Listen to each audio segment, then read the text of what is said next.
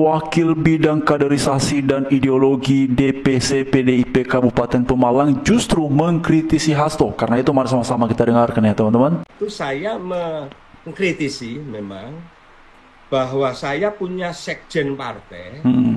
Kok banyak narasi-narasi yang menurut saya justru terlalu agresif menyerang pemerintah atau pihak lain. Terus ada perilaku sekjen yang menurut saya kok juga kurang pas. Yang waktu itu yang mendasari saya awal adalah saya punya sekjen partai, sekretaris jenderal yang sangat terhormat dan sangat strategis. Kok sekjen saya menemui Felicia Tisu saat itu? Felicia Tisu saat itu mantan Kaisang ya? Kok ya terlalu rendahan banget menurut saya. Karena tugas-tugas sekjen partai ini sungguh sangat banyak, besar, dan waktu itu memang habis pasca pilkada serentak. Nah, saya memang berani melakukan acara podcast di daerah, di Pemalang, memang saya mengkritisi. Bahkan perlu saya sampaikan sekarang, bahkan kalau perlu juga ayo diingat bersama. Saya nggak main-main Mbak waktu itu. Saya berani bertaruh kepada yang terhormat sekjen saya, Hasto Kristianto. Berani saya mengkritisi bahwa salah satu indikator PDI Perjuangan suaranya turun di saat pileg, ya, Jawa Tengah masih menang, tapi secara nasional kita turun juga. Terus kita kekalahan di Pilpres. Nah kemarin di pilkada Bupati, Wali Kota, dan di pilkada Gubernur, saya berani menyampaikan, bahkan ini masih saya pegang sampai sekarang. Sebenarnya bukan bahasa tantangan ya, tapi ibarat kita ini sama-sama punya pendapat, ayo dipertanggungjawabkan. Podcast Jejak Digital juga tidak bisa dihilangkan, saya berani bertaruh. Ayo Mas Hasto. Menurut pendapat saya, akibat selama ini banyak ocehan, banyak statement beliau yang menurut saya itu kurang produktif. Sehingga hal-hal itulah yang menyebutkan citra partai itu turun. Nah, pertaruhannya di mana? Saya sebagai kader yang di akar rumput, saya mengajak bertaruh Mas Hasto. Ayo silahkan, apakah itu Indobarometer, apakah itu LSI, atau lembaga survei manapun. Saya menyampaikan, salah satu indikator suara PDI Perjuangan turun. Salah satu indikator Pilpres kita kalah. Salah satu indikator pilkada, pilbub, bupati, gubernur kita mengalami penurunan. Ini akibat ocehan-ocehan, penyampaian yang tidak produktif dari Pak Hasto. Manakala indikator itu salah, tadi saya sebut salah satu loh ya. Kalau ada 10 indikator di situ, salah satunya ya karena sekjen saya ini yang berani menyampaikan sesuatu hal yang prematur, yang menurut saya serba negatif, serba rendah, apakah itu kepada Pak Jokowi, apakah itu kepada pemerintah, apakah itu kepada partai politik yang lain, yang menurut saya itu malah justru mengurangi simpati masyarakat terhadap PDI Perjuangan. Betul ya. Izin saya menyampaikan, saya sampaikan, saya di partai politik PDI Perjuangan, saya bukan anak kemarin sore. Saya sudah mengalami 5 sekjen, Mbak. Saya dulu punya sekjen namanya Pak Alek Lite, berikutnya punya sekjen namanya Pak Sucipto, berikutnya saya punya sekjen namanya Pak Pranowo Ano, kemudian punya sekjen namanya Pak Cahyo Kumolo, dan sekarang punya sekjen yang namanya Pak Hasto. Oke, teman-teman, mari kita melihat beberapa komentar dari pengguna media sosial perihal penyampaian yang disampaikan oleh Pak Sudarsono seperti yang tadi sudah kita dengarkan bersama-sama. Dan di antaranya di sini ada yang menuliskan bahwa benar Pak, Anda dan Pak Bambang Pacul menang jos katanya ya. Lalu kemudian juga di sini ada lagi yang menuliskan bahwa pendapat jujur. Lalu itu betul sekali Pak Sudarsono, 100% betul. Nah teman-teman, memang kalau kita perhatikan ya, pada beberapa waktu belakangan omongan-omongan dari Hasto itu kalau kita dengar sebenarnya ya Ya, saya tidak tahu apakah PDI Perjuangan kemudian melakukan koreksi ataupun evaluasi perihal itu.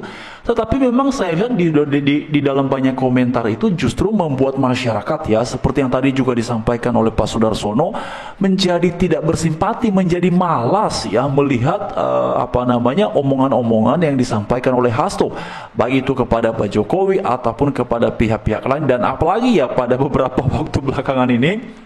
Ya, sebenarnya omongan yang kerap kali diulang-ulang oleh Hasto itu adalah serangan kepada Pak Jokowi. Beliau bicara mengenai permintaan 3 periode ataupun perpanjangan masa jabatan. Padahal pada waktu yang lalu bahkan Mbak Puan itu pernah menyampaikan bahwa isu perihal itu tidaklah benar. Ya, nah, memang kita tahu kalau di dalam tubuh internal PDI Perjuangan ini kan ada 2 kubu besar, ya, yaitu Prananda, lalu kemudian juga Mbak Puan. Nah, Hasto ini berada di kubu siapa saya nggak tahu, teman-teman, ya. Tetapi memang mengenai isu-isu perihal perpanjangan masa jabatan 3 periode itu jelas oleh Mbak Puan mengatakan bahwa itu tidak benar, ya. Artinya itu tidak pernah diminta ataupun disampaikan oleh Pak Jokowi. Lalu kemudian mari kita melihat komentar di sini, ya. Asik terus bersuara Pak yang benar buat orang banyak, tunjukkan orang Pemalang juga layak diperhitungkan. Saya bangga jadi orang Pemalang biarpun saya sudah menetap di Bekasi, katanya. Lalu kemudian juga saya bukan orang PDIP tapi aku salut dengan orang yang satu ini, berani tegas dan apa adanya. Ini bisa dicontoh para petinggi PDIP. Ini baru kader yang realistis, seirama dengan Bambang Pacul, Korea. Ya, memang teman-teman betul, ya. Saya juga lihat nama dari Pak Bambang Pacul pada beberapa bulan belakangan ini ketika ada kritisi kepada Pak Jokowi, ketika ada ocehan dari Hasto dan kawan-kawannya yang sirama dengan Hasto. Quote dari Pak Bambang Pacul itu kemudian kerap kali diingat, ya. Jadi Pak Bambang Pacul itu kan pernah sampaikan, jangan melawan orang baik, ya. Nanti kamu rugi, nanti kamu kalah, dan itu memang terbukti. Dalam pilkada, dalam pilpres, ya, serangan-serangan kepada Pak Jokowi itu sebenarnya bukan membuat masyarakat menjadi antipati dengan Jokowi, malah semakin menimbulkan simpati, empati, dukungan kepada Pak Jokowi. Makanya hari ini Pak Jokowi itu sudah pernah tugas, beliau sudah bukan lagi Presiden RI, bukan lagi orang nomor 1 di Indonesia, tetapi lihat pamornya beliau itu justru nampak tidak turun, dan yang membuat pamornya beliau ini tetap gemilang di tengah-tengah masyarakat itu adalah akibat dari serangan-serangan Hasto dan kawan-kawan yang justru masyarakat menjadi tidak nyaman dan membuat mereka semakin bersimpati dengan Pak Jokowi, ya. Jadi memang entah apa, ya, yang sedang direncanakan oleh Hasto ini, strategi apa yang kemudian dia coba terapkan ini, tapi sejauh ini omongan-omongannya itu justru membuat Pak Jokowi semakin dicintai oleh masyarakat, ya. Itu terbukti, teman-teman, ya, pada pilpres, pada pilkada, ya, memang tidak semua, tetapi pada pilpres terutama, waduh, itu basis pendukungnya Pak Jokowi ini kan langsung semua terarahkannya itu adalah kepada Pak Prabowo Subianto dan juga Pak Gibran pada pilpres yang lalu itu. Demikian pula di Jawa Tengah, ya, demikian pula di Jawa Timur, ya. Jadi memang suara-suara Pak Jokowi ini demikian juga di Sumatera Barat, di Sumatera Utara dan beberapa daerah lainnya, paslon-paslon yang didukung oleh Pak Jokowi itu banyak juga yang memenangkan pilkada, ya, baik itu bupati, wali kota, gubernur, kecuali yang di Jakarta, ya, yang Jakarta memang tidak, teman-teman, ya, beda. Tapi itu sebenarnya juga terkait dengan kinerja dan track record dari para kandidat, ya, karena yang di Jakarta ini memang juga tidak bisa dipungkiri Pak Pramono programnya itu memang menarik, ya. Jadi berbeda dengan program lawan-lawannya yang lain, ya, Pak Pramono programnya menarik, ya. Lalu kemudian mari kita lihat lagi di sini.